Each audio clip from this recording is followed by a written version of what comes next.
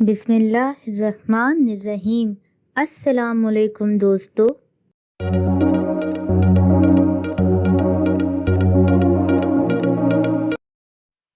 आज का सवाल यह है, इस चीज़ का नाम बताएं जो पैदा होते ही उड़ने लगता है।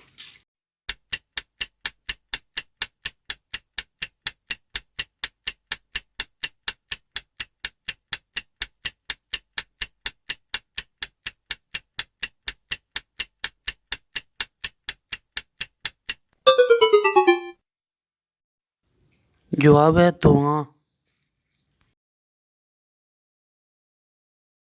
इस वीडियो को लाइक करें, हमारे चैनल को सब्सक्राइब करें और बेल आइकन जरूर प्रेस करें हमारी न्यू वीडियो सबसे पहले देखने के लिए।